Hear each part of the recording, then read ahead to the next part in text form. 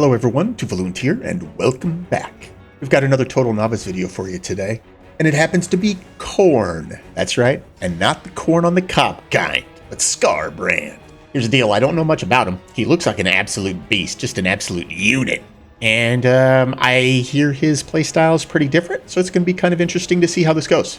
I just want to say real quick that I appreciate everybody's love and support for the videos in the Total Novice series. I thank you so much for that. As a reminder, this is just my incremental learning journey as I just begin to scratch the surface of Warhammer 3 and what it's about. And I'm just simply focusing on the faction-based mechanics and which factions I may want to play to actually learn the game after the fact. So, do me a favor, stick around, because who knows, you may just learn something yourself. If you end up liking the video, me, or the game, feel free to give it a thumbs up and subscribe to the channel. That would be kind of cool too. And hey, let us all band together to defeat that YouTube algorithm. Feel free to leave a comment or two or three, because you know there's going to be a manual battle in here that you get to watch, so you can tell me how bad I am, tell me how to play Khorne, tell me whatever you want. Tell me how your day's going. I'd love to hear anything. So you know what? Let's get on with it. Okay, everybody, Khorne it is. We've only got one option with Khorne, and that is Scarbrand. So, we're going to see how it plays. Let's just get into it. Throughout this land in a tide of blood, Khorne commands it. All right, well, there's the mighty Scarbrand speaking. Let's go ahead and learn, see what we're dealing with here. Harvest skulls throughout your campaign to expand and advance your faction, or to send the Skull Throne in return, or to send to the Skull Throne in return for powerful temporary effects.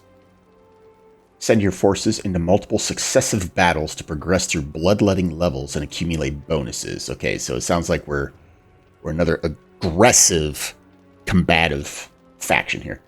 Raise conquered settlements to summon temporary demonic armies. Spread destruction in partially owned provinces for a chance to occupy them automatically. Spread destruction.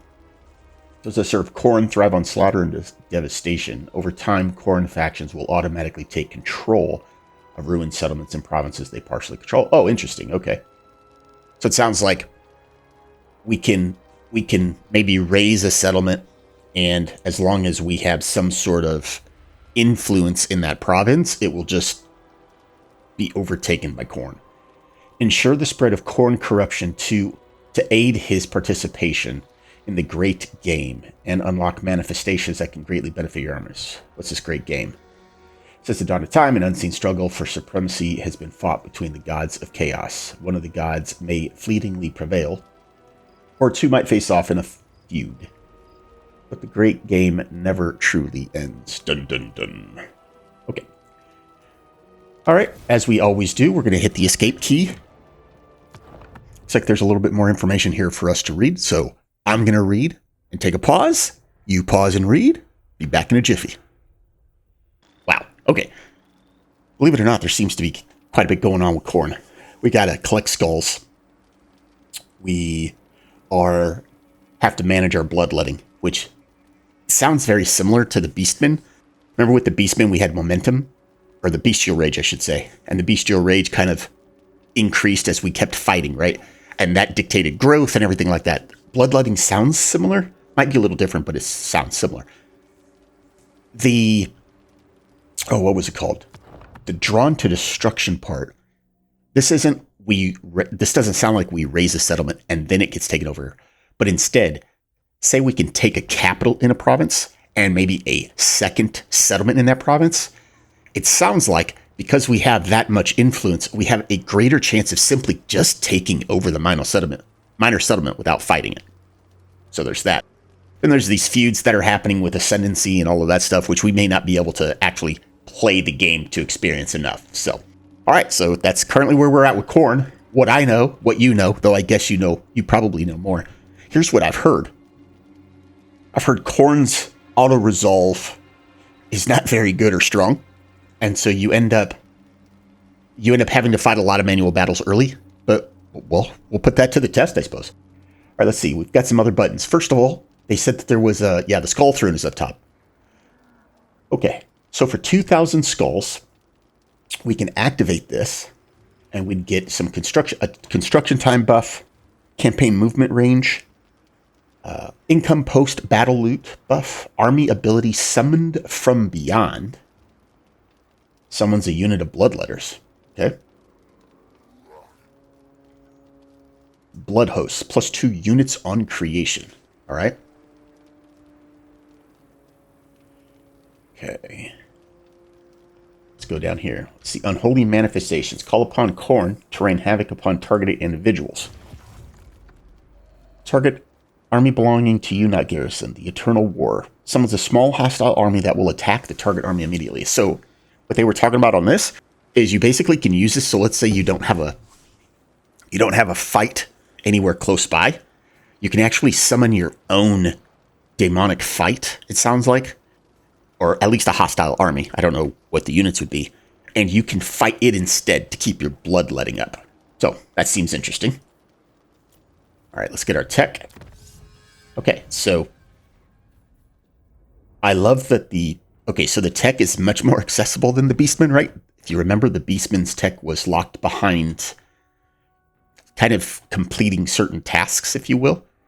We have tech available. We just have to spend skulls to learn it. So campaign movement range, +10% for Blood Host. That sounds like that's just almost an obvious pick right there.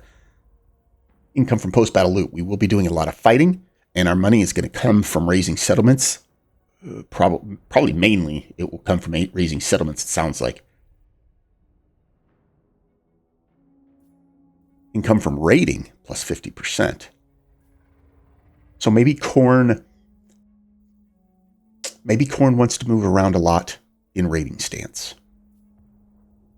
All right, Khorne corruption, +5% chance to automatically colonize ruined regions in province at turn start. That sounds kind of interesting. Blood feasting.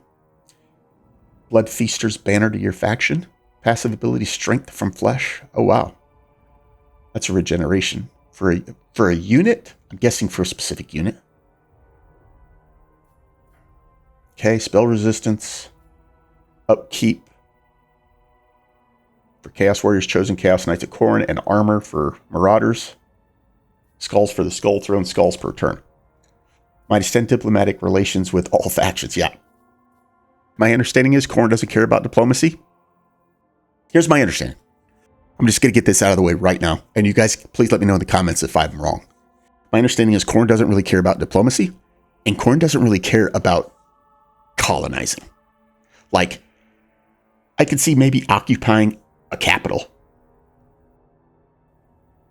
But if I have a chance to simply take over other stuff, it feels like if I can occupy the capital, then I guess my biggest thing is if I own a capital in a province and I raise the other two settlements for the money, can Khorne eventually, could Khorne organically take those over? I guess maybe we'll try to figure that out. But I think serial killing for the movement range. Khorne's army requires more might. Yes, indeed. Okay, here's our diplomacy. Only because I want to make sure that I keep the muscle memory going of what I always check. Looks like Skaven. Looks like two Skaven Skaven and a Greenskin are willing to nap me. But they don't want to give me trade. Okay, let's see. So we've checked our diplomacy. All right. Here's our hero, the Blood Reaper. Let's embed him in a Khorne. Or, I'm sorry, Scarbrand. And now let's go check out Scarbrand. Look at that beautiful beast. He is a beauty. All right, let's see. What I'm really basically looking for is if he has anything that is going to... Okay, here we go. Yes. Causes damage to himself if leadership is broken. Causes a lot more damage to himself if leadership is shattered. All right. It does cause fear and terror. So demonic instability and banished. So it does look like Khorne is also going to have this thing where they're going to deal damage to themselves if their leadership is broken / shattered. Okay. All right. No skill points or anything like that. So we just simply start here and we have ourselves A huckleberry right next. So why do we have why do we have this little what is this little bar here? Oh, that's our bloodletting bar. Okay, so here's our bloodletting bar down here. Okay. 0 to 2 battle victories. This is what we get. 3 battle victories required for this level. Okay, so it's all about battle victories. All about battle victories. We own a city up here, it looks like already. For some reason, we're way down here, though, from it. Okay, let's go ahead and get into our battle. Because, well, I mean, this guy's just bait, right? Oh, look at Scarbrand. This is insane. Close victory, low casualties. I mean, we're not going to AR it. We're going to fight this as we like to do, but let's check out Scarbrand's units here. Chaos Warriors of Khorne. The hero is a melee specialist. Okay, that's what I wanted to check. And he's anti-infantry. So we got Chaos Warriors of Khorne. Armored and shielded, but they have Frenzy. Units with Frenzy cause more damage while... Oh, that's right. Frenzy is leadership is high. Okay. I think Rampage is what we want to be careful about. Rampage is when they go absolutely nuts and I don't control them. So we have Chaos Warriors of Khorne. They're armored and shielded. All right. Bloodletters of Khorne. Armor piercing and anti-infantry. Causes fear. There's demonic. Okay. So we have 3 of these units. They look like they have 2-handed axes. And they're anti-infantry. And we have a unit of warhounds. All right. We're up against greenskins. Greenskins have 1, 2, 3 ex-infantry. They have frenzy as well. War paint. We haven't played greenskins yet, so I'm not even familiar with what war paint is. Color tattoos on the bear skin. Physical resistance, which reduces the damage from any non-magical attack. Oh, fancy. Missile infantry. We know that's where our chaos warhounds are going. And then they have their own shock cav. 2 units of shock cav. Let's get it on. All right, this one seems pretty straightforward. We're going to go ahead and group our Lord and Heroes in Group 1 like we have been doing. We're going to set our main line here. They're going to have a wide line of 3 units. We're going to go 4 wide. We're going to put this bloodletter probably over here on the flank. I've also heard or read or learned that Khorne doesn't really get a lot of ranged. They don't have a lot of good ranged options, so most of what they do is melee. So, I mean, that's interesting, I suppose. Okay, so let's see. This is a really tight choke point here. I don't know if they're going to come at me. If they came at me, I'd love this choke point and then use the Chaos Hounds to flank. But I don't know if they're going to come at me. So I'm going to put the Chaos Hounds over here. We're going to go ahead and group our melee there. And we'll keep formation. So if I put them here, my line's wide enough. Things will get bogged down. I just don't know if they're going to come at me or not. So let's go ahead and do this. And let's actually just move our Chaos Warhounds over to here. Alright. Let's get it started. Okay. Just going to move them up. The god of war exalts in killing. Shed blood in the name of Khorne, and his favor will fall upon you. Cav. There's their archers. I want to make sure that my Chaos Warhounds don't get caught in their cav. Blood for Blood God army abilities become active when enough kills are made by anyone in the battle. Okay. And this must be it. Scarbrand has... He can rampage.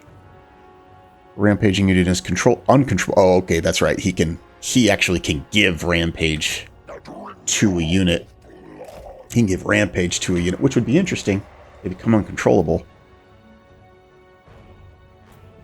Archers there. We still have plenty of room to move up.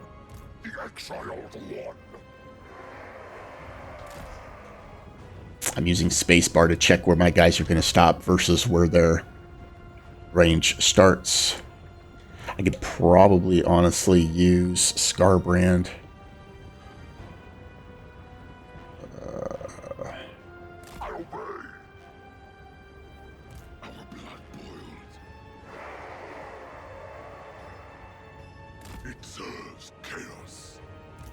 Let's see if I can use Scarbrand to bait. The shock cav could be a little bit of a problem. I imagine they're going to provide a little bit of an issue with... Alright, well, let's just attack. Let's just get a full line attack in.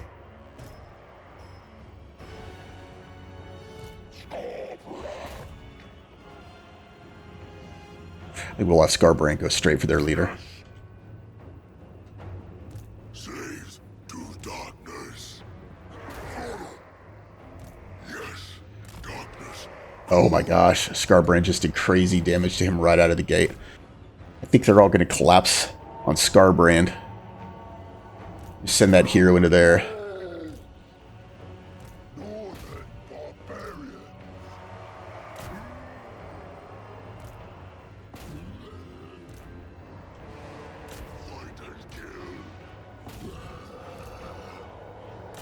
We're going to send our Chaos Warhounds in. Scarbrand is definitely holding his own. That's not a problem. We're going to actually rampage. Can we rampage Scarbrand? Doesn't look like it. Let's rampage our unit over here. Oops. Maybe we already did rampage Scarbrand. Okay, Chaos Warhounds got some really good juicy damage right away. Our Bloodletters did pretty good against that unit there. Yeah, the Orc boys are getting a little bit of cycle charging on us. Let's get our Chaos Warhounds back to go ahead and do a little beautiful damage to get these Khorne warriors involved here. No, we don't want Scarbrand sleeping. Scarbrand sleeping's no bueno. Leader's going to go down pretty simple and easy. Chaos Warhounds to come over here to the shock cav.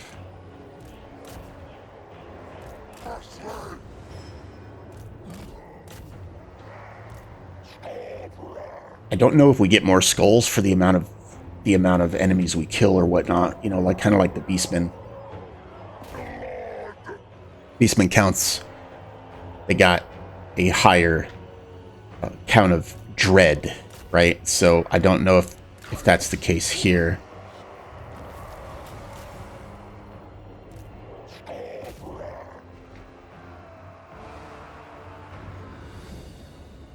Okay, well, let's wrap that one up. That was a 4.5 minute battle, not too bad. Save the replay like we always do.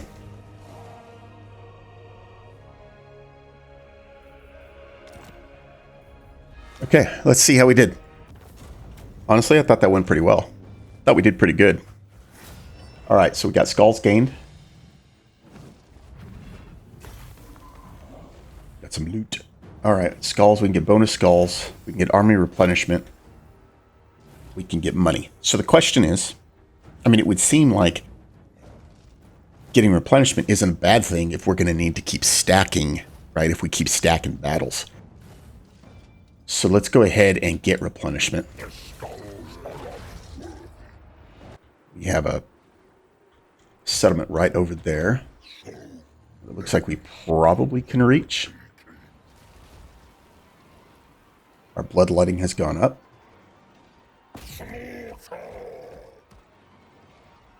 We can't reach it. Can we go into another stance to do it? Let's look at their stances. So the march stance, fine. Ambush stance, regular. Okay, raiding, that's a thing that... Okay. Demonic portal. Opens a portal to the realm of chaos, allowing for recruitment and replenishment, regardless of territory. So you get less winds of magic, so less casting. Enables replenishment and access to the global recruitment pool. Immune to most attrition. And then there's combat trials. Enables attrition for your army. You get more magic. You get skulls. And you get experience. Okay, that's interesting, especially if we find out I mean, experience could be a big deal, right? Basically power level our army. Let's try this demonic portal thing. Campaign movement disabled when recruiting. Okay. Marauders of Khorne dual weapons. They look cool. Okay, so Khorne has to use money to recruit, and they have to use money for upkeep. Y'all know how I feel about that. Marauders of Khorne. So here's Marauders of Khorne, and here's Chaos Warriors of Khorne. Our Chaos Warriors of Khorne, the better unit. I mean, they're 190 upkeep versus a 95 upkeep. Well, probably. Bloodletters seem to perform pretty well. Let's get a couple more units of frontline. And then let's get... So is there a reason to get Marauders of Khorne dual weapons when we have Bloodletters of Khorne? These guys are anti-infantry and damage dealer.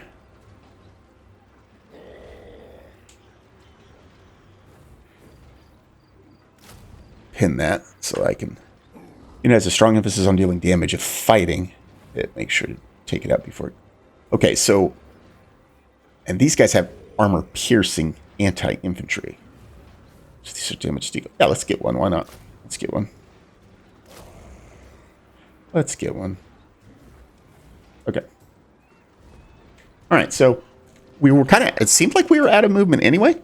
Unless we wanted to go into battle with... Exhaustion or whatever it was called. It's like one of the mechanics I haven't figured out yet. So we're going to stop here. We're going to get a few more units next turn, and then we'll hit this place.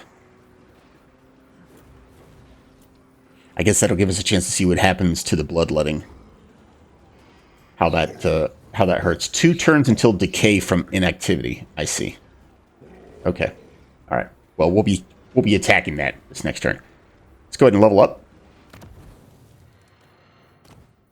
And we're going to take Route Marcher, right, for the campaign movement. And Zakraska, the Blood Reaper, did not get a level. So. Okay, Death Gorge. So, we own Death Gorge. The other 2 we don't. Is there a way to see... Wanted to see if there was something that would tell us our chances for taking it over. Just simply taking it over, but I don't see anything. Cultists of Khorne, Marauder Horsemen, Throwing Axes. I wouldn't mind those. I honestly wouldn't mind those simply because, well, I'm pretty sure they have Firewall moving. Let's see, I think they have Firewall. Yeah, they have Firewall moving, so at least I could do a little bit of kiting. Let's go ahead and just start that building. And that's our turn. So that's our first turn with Khorne. Kind of middle of the road turn for sure. But Scarbrand is looking good. Oh my goodness gracious, look at this guy. Look at that guy. Oh. All right, let's go into turn 2. Okay, we are into turn 2. Got a couple more units. Going to take him out of his Daemonic Portal stance. So we can ambush. Campaign movement range, 25%. Hidden until discovered or battle initiated. Raiding stance. That gives us the winded. Makes us winded. Combat trials. Well, we're just going to attack. Let's just go into normal stance. Check the battle map. Fight it. 4 units of Orc frontline. And 2 ranged. All right, let's build our new front line here. So these guys have 110 armor. These guys have 35 armor. Wow. Okay, so we want these guys to make up the interior of our line, and we'll have these guys make up the flanks.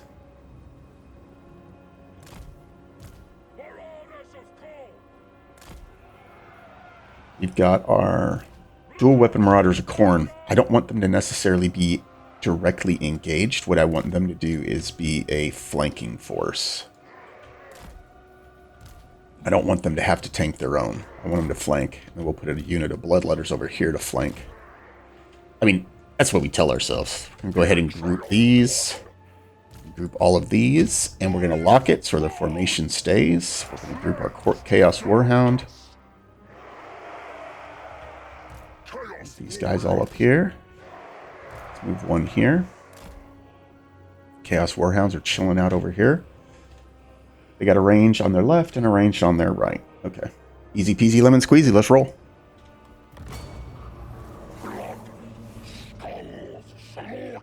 Let's go ahead and move these, and we're going to rotate.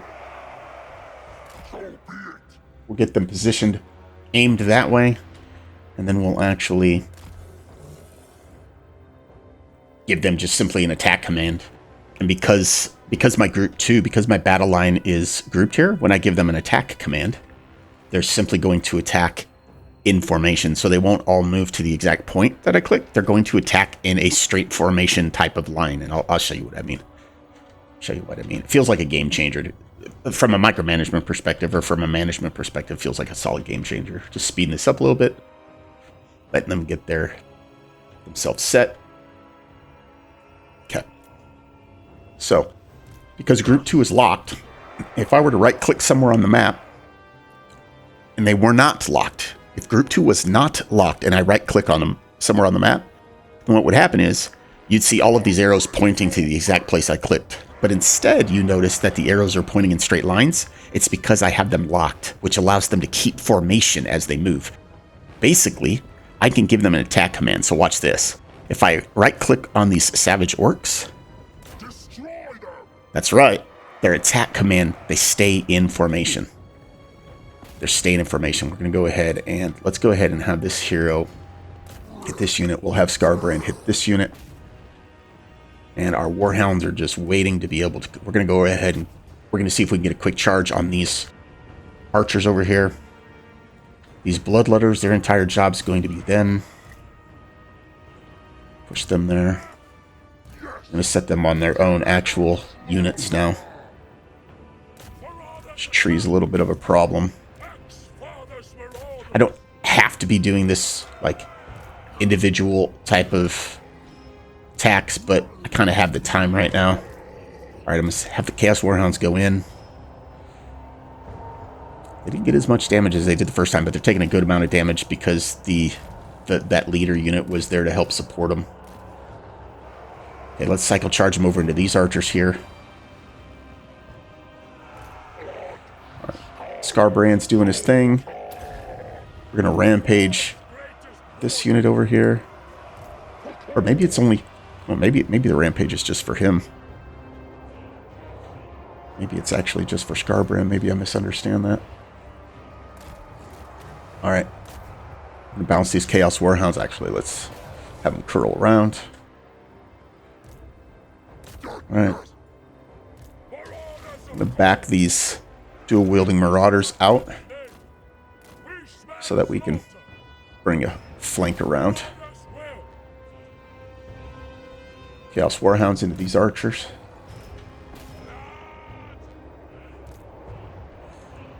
Eradicate them. We bring ruin.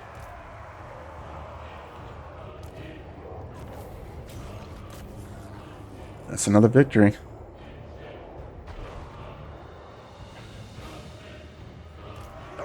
I'm taking a look at Scarbrand. Should we go in? Get a little bit of a close up on old Scarbrand.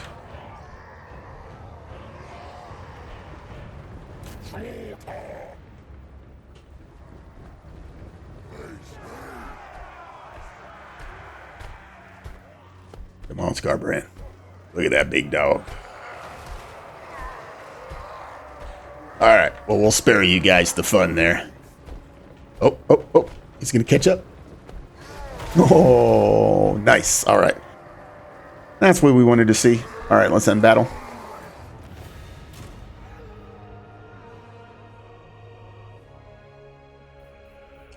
Not bad there. Not bad at all. Let's assess. Alright, so something I definitely would have done in there is I should have waited. I should not have given my dual wielders an individual attack command. I should have flanked them around like I wanted to do in the first place. They're supposed to be really, really strong units. But I didn't want them on the front line, and they ended up tanking some of those orc boys. Alright. So we can blood for the blood god. Alright, let's see. 16 unit replenishment. Your army will gain the following effects blooded. Summons a blood host. This army cannot recruit or exchange units with other armies and will take damage over time, but its survival can be extended by fighting battles. Winds of Magic Power Reserve plus 10. Okay. So we can get replenishment and summon a second army. Sounds like. Skull for the Skull Throne. Okay, that puts skulls up top. We can sack it for a little bit of money, replenishment, and a lack of control. Or we can occupy it. But I just don't see a reason to occupy it. Unless it's a capital. Is it a capital? I guess we probably should have... No, it can't be a capital, right? Because it was an open field fight. So I don't think it was a capital. So what do we do here? You guys will have... I don't know if I'm going to pick right or wrong. Maybe there's no right or wrong. But if I want money, I need to sack it. Do I want a second army? You know what? Let's go ahead and get a second army. And let's see what that's about. Khorne looks favorably on those that fight with skill and courage. Honor the god of rage with victories in battle to gain his blessings. Okay. All right. So here's my extra army. All right. Let's go ahead and level Scarbrand. So let's do his brutal charge. And our hero's leveled up. So this doesn't say army movement range. It says just movement range. So it makes me think that only his individual movement range would actually be increases campaign movement range of the parent army. Never mind. There it is. I think that makes sense. I do think that makes sense. Okay. This is our decaying army. So now what I'm thinking we need to do, I don't really have the range, but we just keep going. I wanted to check. Okay, so this settlement is in the same province as this place up here. So where's Gorgazan? Gorgazan's over there. Trying to just decide where we want to go.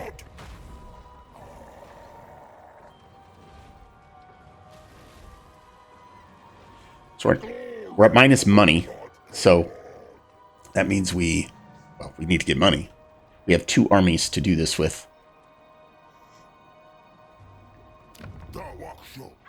Morgheim is the capital of this province.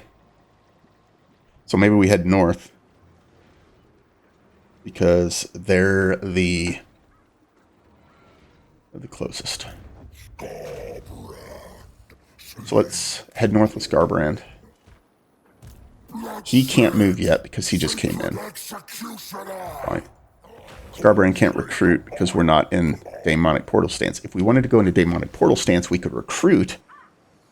Our upkeep's in the red, but maybe that's what Khorne's just simply going to be. I mean, maybe Khorne is simply always going to be in the red, and our goal is to sack and get money from fighting. So I think we're going to recruit.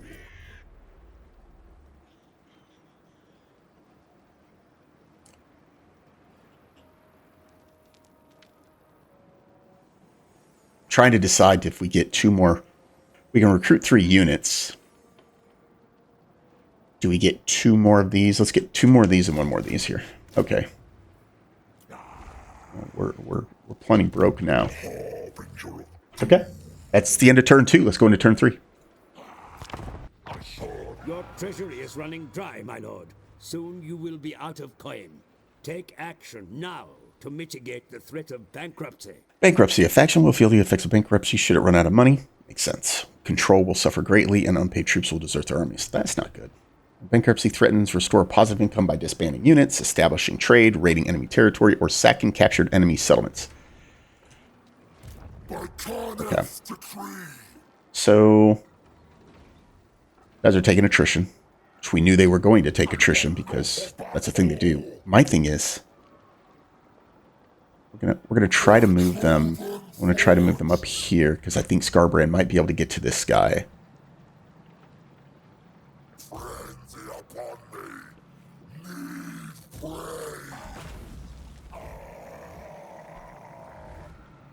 Scarbrand can't. Oh, you know what? Let's change it to Scarbrand. I think Scarbrand can get here, but he wouldn't have this army as reinforcements, and it just feels like a waste if I don't utilize them. I think if Scarbrand attacks this guy, I don't think Scarbrand will have this army. Can we change their stance to get more?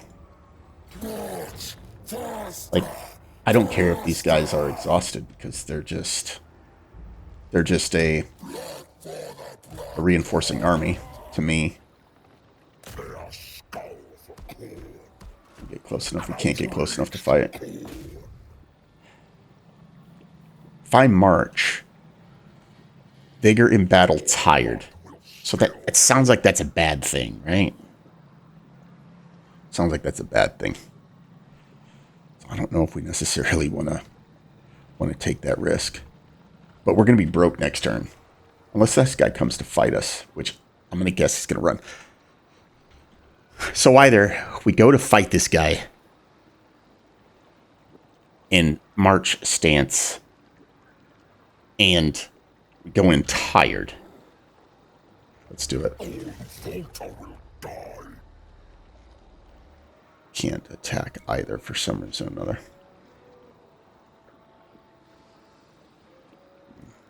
I don't know why it's not. Can we not attack in march stance? Maybe we can't. Battle initiation is disabled. Okay, well, then it doesn't matter.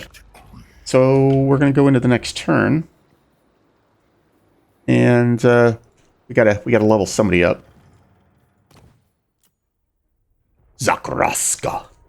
All right. Brutal charge you. Okay. Low funds. Yeah, I'm well aware. I'm well aware of low funds. All right, so we're gonna. All right, let's go to turn 4 and see what happens to our army with no money.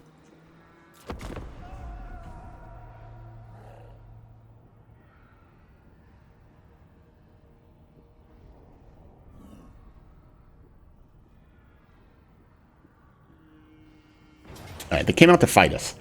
It's probably the best scenario possible because I feel like with them coming to do this, we should get money for winning the fight. And oh, they got us in the underway. I think that's what it's called, is to get, yeah, underway. All right, let's do it. There's a super close-up of Scarbrand. All right, so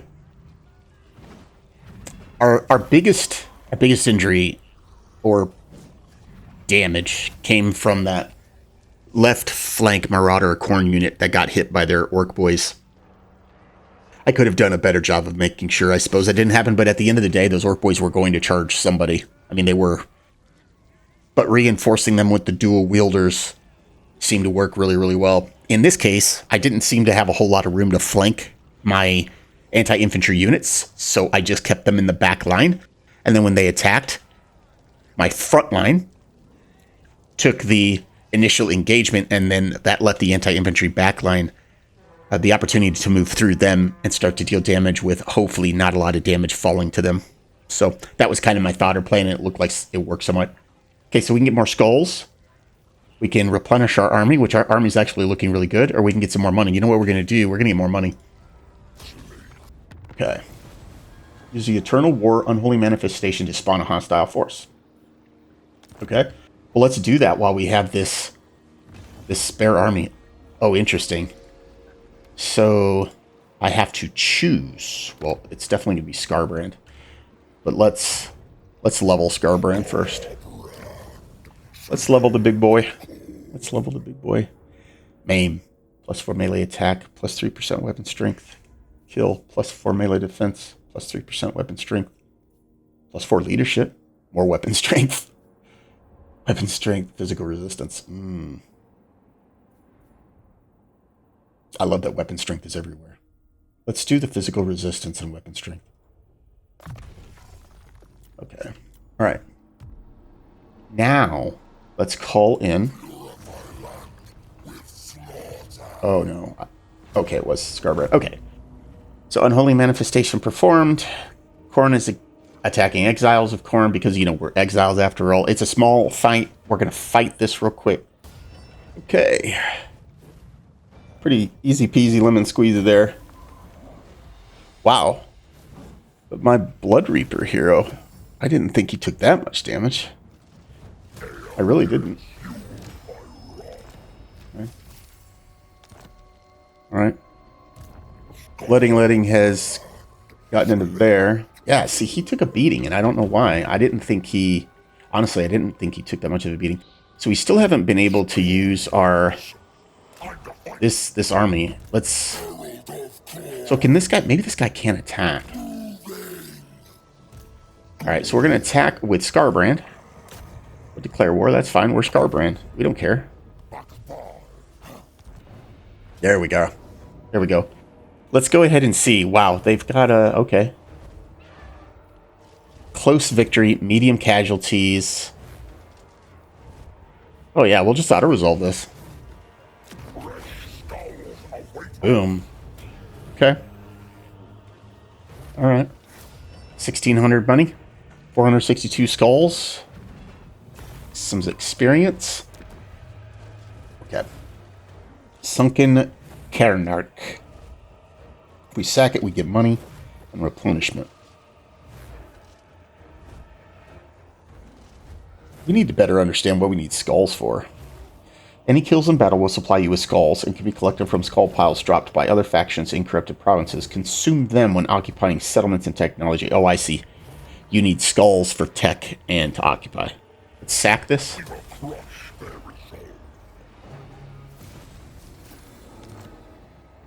Okay. So, Sunken Khorne is not the capital. Not the capital. So, let's go ahead and level. As I've been playing and learning a little bit with my son, we play like once a week. He is always out-leveling me, and he's a much aggressive player than I am, and I feel like that's hurting me by not being as aggressive of a player, so I want to try to get better at that. Thick skin, probably. Melee attack plus 10 when fighting against Slaaneshi factions. How often is that going to happen? I mean, it's a thing for him, so it's either going to happen often, or it's supposed to. Let's go ahead and go with... Is leadership going to be that big of a deal? I feel like attack. Let's do attack and weapon strength. Maybe he doesn't need that much more. Oh, yeah, baby. Look at this. Okay, let's do it. Slaughter. Does he have the exact same options? He has the exact same options, yeah. So let's go 1, 2, 3. Oh, no. We're going to back one of these off because we can do increased mobility. And let's get 2 slaughter. Okay. All right. So our army is looking pretty beat up. I mean, we can attack this again. Oh, I see. But we can't choose to raise it. Okay. Never mind. Just kidding. This is the province capital over here. This one's the capital.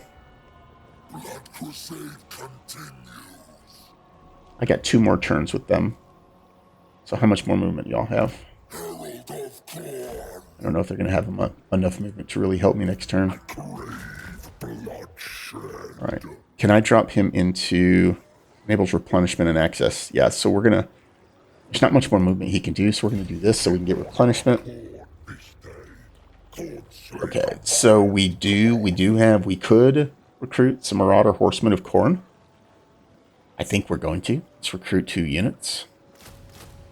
And no Bloodletters, I think, right? Oh no, here's the Chaos Warriors of Khorne. Here's the stronger tank units. Let's get one more of those. Okay, that's the end of turn 4. Going into turn 5. Let's do it. The skulls of the vanquished are highly prized by Khorne, your god and master. Butcher your enemies, and you shall gain many such tributes to the Lord of Murder. Alright, well. Alright, so I can get this army over here. Should be able to get Scarbrand here.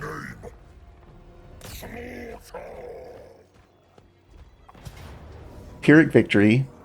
Loss is high. Alright. Well, I'm okay with losing these units down here because I'm going to lose the army anyway. I'll lose the entire army. What else do I lose? I lose both of my dual wielders. I lose one of my weaker tanks. I lose my Chaos Warhounds, and this is probably the last thing we do because we've played enough Scarbrand, I think, right? Let's just run it. Yeah. I mean, I'm okay with losing this army down here because I was going to lose them anyway. You know what I'm saying? And yeah, I got to replace a little bit, but so I want to occupy this because this is a capital, and it feels like I should occupy it because it's a capital.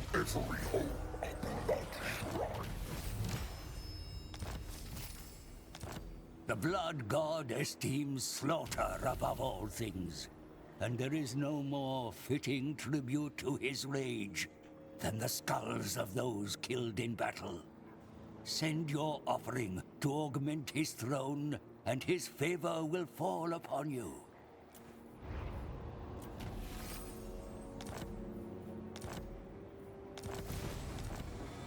All right, let's talk Khorne, shall we? So Khorne. Okay, so very aggressive faction. Sorry, I just wanted to hear what Scarbrand had to say there.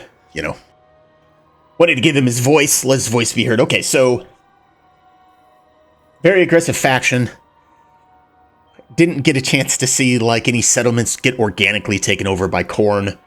I like that they can call in a reinforcement army, and if you can kind of work around that, then you should be able to see great victory. But let's really get into where do they fall, right? So where does Khorne fall? I kind of like them. They still have, you still got to pay for units and upkeep and stuff like that. But I kind of like their aggressive nature. I'm not going to lie. I think Beastman is still my number one. Yeah, Khorne didn't knock Beastman off that pedestal. Khorne definitely makes my top 5. I think it's still Beastman. Then I think, at least from what I've experienced so far, I think it's Khorne. I think it's Beastman, then Khorne, then Wood Elves, Lizardmen, and Tomb Kings. I think those are my top 5. The previous episode, I forgot to mention Tomb Kings in my top 5. Naughty. But, so I think it's Beastman, Khorne, Wood Elves, Lizardmen, Tomb Kings. Those are my new top 5. Yeah, there we go. So, with that decided and out of the way, let's go ahead and call this a wrap. I appreciate everybody for sticking around, and hopefully you learned something through the video. I know I did. I got to learn a little bit about Khorne and their units and how they're played. As always, drop a thumbs up and a sub on the video if you liked it, and please feel free to leave me a comment on any thoughts you had, especially any combat tips you might have or thoughts on some of the unit types, because that's kind of a big deal, especially because I'm learning, right? I appreciate everybody who has been watching the videos. Thank you so much. And until the next one, stay safe and stay healthy. Goodbye, everybody.